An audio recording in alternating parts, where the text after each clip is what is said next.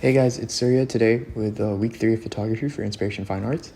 And today we're going to be talking about how to get more into manual photography and not rely more on the auto modes on your cameras.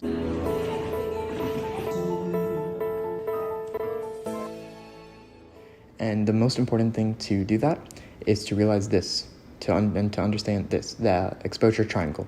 So on one side you have shutter speed, aperture, and ISO. So let's get into what these specifically are.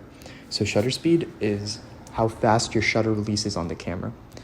And this kind of deals with whether you want the things in the shot to be more stable and more, sharp and frozen, or if you want more motion blur, right? So obviously you would want it to be sharp for photos, but maybe for like night shots where you want to get the car's taillights and whatnot, and city lights, then slower shutter speeds would be better where you get more motion blur. Cool. And aperture is actually how big the opening on your lens is. And why this is important is it basically is what you want to be in the photo and what you want to give importance to in the photo. So remember in my first video of composition, I was talking about the subject versus the context, right? Aperture is directly how you try to figure out whether you want to give more importance to the subject or the context. If you want to give more importance to the context and get everything in focus, then you have to raise your aperture to f22, not f22, but how much ever to get the whole thing in focus. But if you want just your subject, which in this photo is the birds, if you just want your subject to be in focus and everything else gets lost and covered in bokeh, which is the tiny balls of light that are captured in the photo. And right now everybody's crazy about them, and all you see on Instagram are basically just that, a lot of bokeh filled photos. So if you want to just raise your aperture to f2, then that's how you get that effect. Personally, I shoot around f2 for portraits because again you get that creamy bokeh and the balls of light and stuff. So the next thing is ISO, and ISO is specifically the sensitivity of your sensor of your film. Jesus, I can't speak. So the more ISO, and it's basically artificial light, right? So the more artificial it is, the less clear the image is. So I just recalibrated stuff so that way you can kind of see it better. But the noisier it is, the more weird abstract stuff you get. So boosting your ISO way too much isn't that much of a good idea because it can ruin your photo. But if you lower your ISO, it also gets a little bit too dark. But again, you can just compensate with the aperture. And then now you have almost no grain and it looks really nice. So you want to try to keep your ISO as low as possible. And once you figure out which of the three you want to give the most importance to in a photo, and for most cameras, the ISO, by the way, it's different for camera to camera, but most cameras can handle around 32 or maybe even 64. Even your phones can definitely handle 32 ISO, and they usually shoot at around 800, phones. But anyway, so once you figure out whether you want to give importance to shutter speed or aperture in a photo, personally, for most portraits, again, I like to give preference to aperture, so I keep it at f2. And you kind of just mess with the shutter speed to try to figure out where's the best lighting and what's the best conditions to figure out for the photo. And once you get more and more used to this, you're going to be able to do this faster and faster. It just takes practice.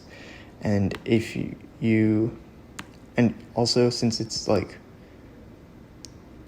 since you're going to get more motion blur in 1/30th of a second shots than 1/25th of a second shots, you need to either use a tripod for 1/30th of a second shots, or you need to boost your ISO and then just rely on 1/25th.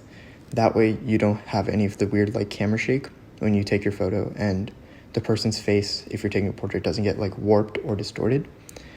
And it's just better to have a little bit more grain than having a blurry photo. And also, don't worry too much if you have a little bit of grain, because a lot of people in Lightroom and post-processing, they actually like to add their own grain. I do too, so having a little bit of grain is not that much of a bad thing. And if you want to give like more preference to shutter speed, like if you want to do the like cool city lights thing that a lot of people do, then just lower it to how much ever you want, then use the aperture to control your lighting. So that's really it for exposure triangle, but there is another really important thing in this simulator, the EV right here. Oop, okay, yeah. And what this does is it essentially tells you how much overexposed or underexposed you are. And so if it says EV1, that means you're one stop of light overexposed. And what a stop of light is essentially one of these. Do you see how the little cursor ticks to each thing and how the EV changes? So a stop of light is basically like a measurement of how much light you're letting into your camera. So I want to go to 1/25th, but it says I'm underexposed by like 4 stops. So I need to lower my aperture, and then I'm moving it, and it eventually gets to 0. And now you know it's perfectly lit up at f4 1/25th. And all of like every camera that has manual controls will have like either digital dials where you have to like scroll through your finger, or they have like physical dials like the Fujifilm cameras, and they all tell you these numbers, and so you don't need to like manually put in 125, so don't worry about that. And yeah, once you understand how to use all of these together, and again, it does take practice, but just like learn the difference between them and then when to use what, and you will be able to shoot on manual. All right, cool. That's it for this week. I hope this helped. Okay, bye.